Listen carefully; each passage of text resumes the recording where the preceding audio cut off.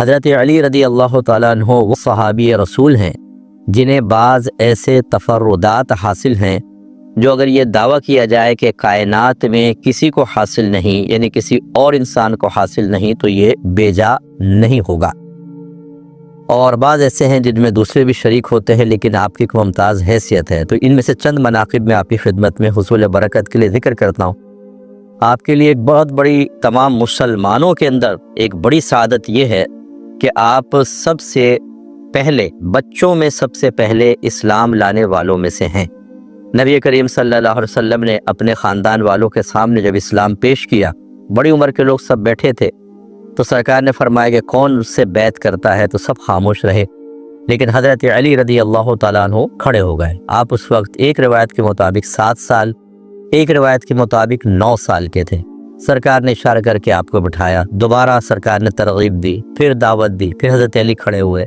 سرکار نے پھر بٹھایا، پھر دعوت دی، ترغیب دی، پھر آپ نے فرمایا کون بیعت کرتا ہے، حضرت علی کھڑے ہوئے، آپ نے ان کو بلا کر بیعت فرمایا۔ اس سے ظاہر ہوا کہ 7 سال کا بچہ، ایک نتیجہ نکلتا ہے، سمجھدار بچہ کہلاتا ہے اور اس کے اسلام کا اعتبار کیا جائے گا۔ یہ بہت بڑی سعادت کی بات ہے کہ آپ اولون سابقون میں شامل ہوئے۔ اس کے علاوہ آپ ہجرت فرمانے والوں میں بھی شامل ہیں اور مہاجر صحابہ افضل صحابہ میں شمار ہوتے ہیں۔ اسی طریقے سے آپ کی یہ بہت بڑی فضیلت ہے کہ جب نبی کریم صلی اللہ علیہ وسلم نے ہجرت کا ارادہ فرمایا تو آپ نے اللہ تعالیٰ کی عطا سے جان لیا تھا کہ کفار آپ کو مارنے کے، یعنی شہید کرنے کے منصوبے بنا رہے ہیں، اور حضرت علی رضی اللہ تعالیٰ واضح طور پہ جانتے تھے کہ نبی کریم صلی اللہ علیہ وسلم کفار کا سب سے بڑا ٹارگٹ کہہ لیں آپ کو وہ چاہتے ہیں کہ تکلیف پہنچائیں، اذیت پہنچائیں۔ اس کے باوجود جب نبی کریم صلی اللہ علیہ وسلم نے آپ سے ارشاد فرمایا کہ علی آج ہمارے بستر پہ آپ لیٹیں گے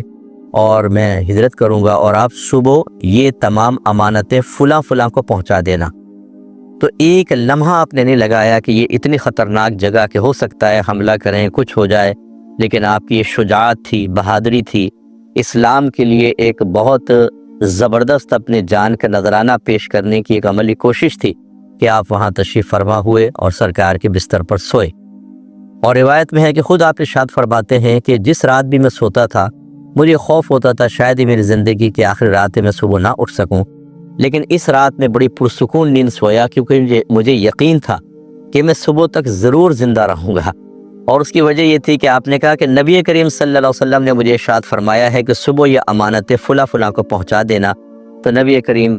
جانتے ہیں کہ اللہ تعالیٰ کی عطا سے جتنا اللہ نے علم دیا کہ کس کے ساتھ کیا معاملہ ہوگا، تو آپ سمجھ گئے کہ کم از کم آج کی رات تو اللہ کی طرف سے بلاوا نہیں آئے گا اور میں صبح تک زندہ رہوں گا اور امانتیں لوگوں تک پہنچاؤں گا۔ اسی طریقے سے ابو تراب، یہ آپ کو بڑا پیارا لقب نبی کریم صلی اللہ علیہ وسلم نے دیا۔ آپ کسی بنا پر گھر سے چلے گئے تھے مسجد میں اس تفصیل میں نہیں جاتا ہوں، تو نبی کریم کو پتہ چلا، آپ گئے مسجد میں، پتہ چلا مسجد میں جا کر دیکھا تو آپ کے جسم سے کپڑا ہٹ گیا تھا اور اس پہ مٹی لگ گئی تھی، تو رحمت کونین صلی اللہ علیہ وسلم نے فرمایا کہ یا قم یا ابا تراب، اے ابو تراب، یعنی مٹی والے کھڑے ہو جاؤ۔ تو حضرت علی کھڑے ہوئے، بڑے خوش ہوئے، اور اس کے بعد آپ فرماتے تھے کہ مجھے علی کے بجائے ابو تراب سے پکارو کیونکہ میرے آقا صلی اللہ علیہ وسلم نے مجھے ارشاد فرمایا ہے۔ تو یہ بھی آپ کے ایک تفردات میں سے ہے۔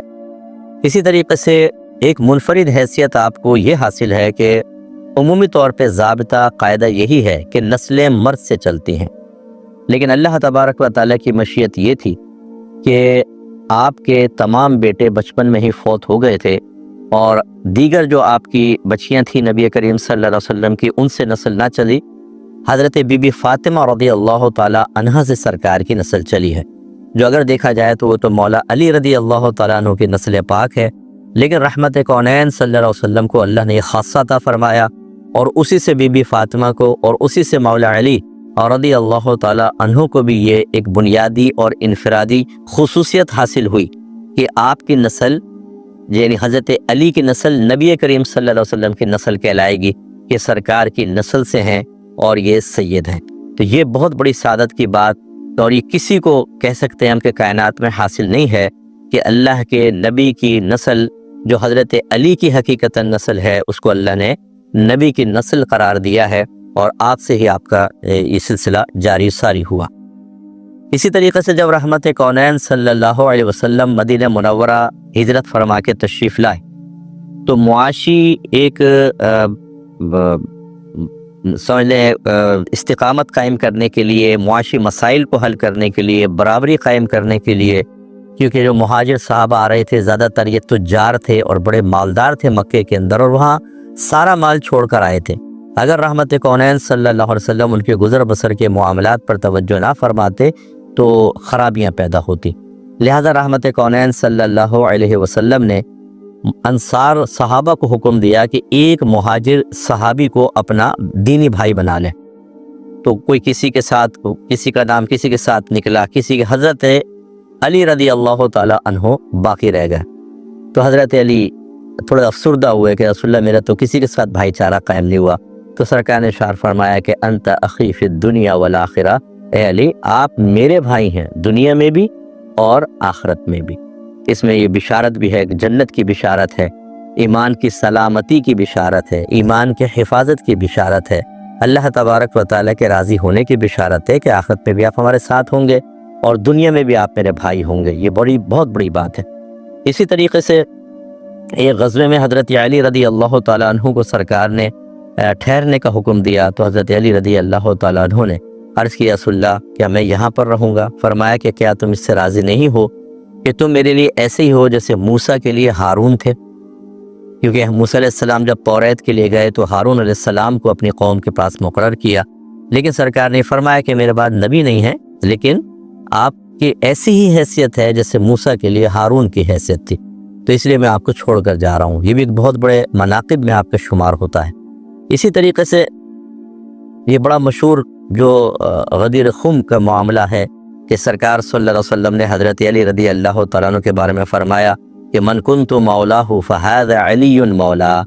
جس کا میں مولا ہوں علی بھی اس کے مولا ہیں۔ اب لفظ مولا کے اندر چونکہ ایک لفظ مشترک ہے، اس کے بہت سارے معانی ہیں اور ہر ایک اپنے اپنے حساب سے ایک معنی متعین کر کے اس کے نتیجے مرتب کرتا ہے۔ بہرحال اہل سنت جمہور کے نزدیک یہاں مولا سے مراد مددگار ہے، محبت کرنے والے، پیار کرنے والے، دوست، یہ سب اس معنی کے اندر آتے ہیں۔ گویا کہ جس کا سرکار آقا ہے، جن کے سرکار جن سے پیار کرتے ہیں، جن سے سرکار محبت فرماتے ہیں، جن کے سرکار مددگار ہیں، حضرت علی رضی اللہ تعالیٰ عنہ کو بھی سرکار نے اپنے ساتھ ذکر فرمایا۔ یہ بھی ایک بہت بڑی بات ہے۔ اس سے علاوہ حضرت علی رضی اللہ تعالیٰ عنہ کے لیے یہ بھی ایک بڑی شان ہے کہ نبی کریم صلی اللہ علیہ وسلم نے دو روایات ہیں، ایک میں فرمایا کہ میں علم کا شہر ہوں اور علی اس کا دروازہ ہے، ایک جگہ فرمایا میں حکمت کا شہر ہوں اور علی اس کے دروازے ہیں۔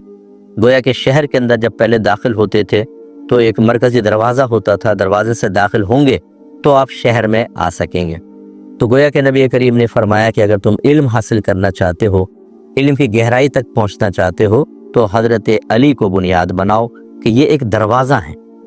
اور اسی لیے صحابہ کرام علیہم رضوان حضرت علی رضی اللہ تعالیٰ عنہ سے مشاورت کیا کرتے تھے اور آپ کے مشوروں پہ چلتے تھے۔ بلکہ یہ مشہور مقولہ ہے، حضرت عمر فاروق رضی اللہ تعالیٰ عنہ نے ایک مرتبہ فرمایا کہ لولا علی لہلک عمر، اگر علی نہ ہوتے تو عمر ہلاک ہو جاتا۔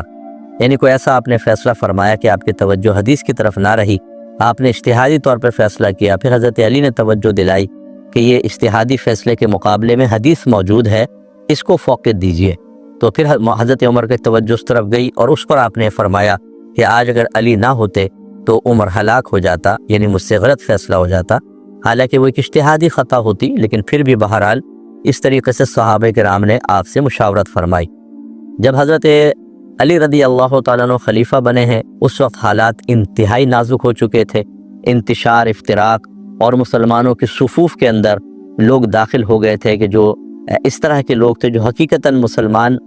بنتے تھے نہیں، اور بڑے لڑائی جھگڑے فتنے فساد ہوئے۔ تو کسی شخص نے ایک طنز کیا حضرت علی کے سامنے، کہا کہ حضرت صدیق اکبر کا دور تو بڑا پرامن گزرا، پھر عمر فاروق کا، اور آپ کے دور میں اتنے فتنے فساد۔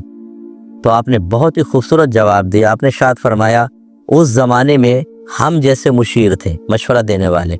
اور اس زمانے میں تم جیسے مشیر ہو۔ تو یہ ایک بڑی وجہ تھی کہ حضرت عثمان غنی کے زمانے سے ہی مسائل شروع ہوئے اور پھر حضرت علی کے زمانے میں بھی ہوئے، لیکن بہرحال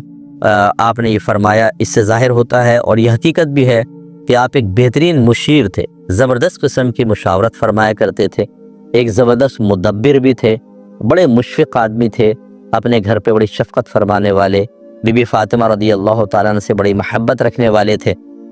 اور نبی کریم صلی اللہ علیہ وسلم نے کئی مرتبہ فرمایا، مثلا ایک جگہ فرمایا آپ کے مناقب بیان کرتے ہوئے، جس سے اندازہ ہوتا ہے کہ مولا علی کی قدر کتنی بلند و بالا ہے۔ آپ نے فرمایا کہ مومن علی سے محبت رکھے گا اور منافق اس سے بغض رکھے گا۔ گویا کہ حضرت علی سے بغض رکھنا یہ نفاق کی علامت ہے، اور آپ سے محبت رکھنا ایمان کی علامت ہے۔ نبی کریم صلی اللہ علیہ وسلم نے ایک مرتبہ 10 صحابہ کا نام لے کر ایک ساتھ انہیں جنت کی بشارت دی، جن میں حضرت علی رضی اللہ تعالی عنہ بھی شامل ہیں۔ گویا کہ آپ عشرہ مبشرہ میں سے ہیں، ان 10 صحابہ میں سے جن کو نبی کریم صلی اللہ علیہ وسلم نے زندگی میں ہی جنت کی بشارت عطا فرمائی تھی۔ آپ حضرت امام حسن امام حسین کے مربی ہیں، ان کی تربیت کرنے والے ہیں۔ ماں باپ اچھے ہوں، خاندان اچھا ہو اور پھر تربیت بھی کامل ہو تو ایسے ہی پھر ہیرے وجود میں آتے ہیں۔ تو خلاصہ کلام یہ ہے کہ مولا علی کے مناقب بیان کرتے رہیں، راتیں گزر جائیں گی، الفاظ ختم ہو جائیں گے، آپ کے مناقب ختم نہیں ہوں گے۔ اللہ تعالی ہمیں ان کے فیوزات سے تا قیامت فیضیاب ہونے کی توفیق عطا فرمائے۔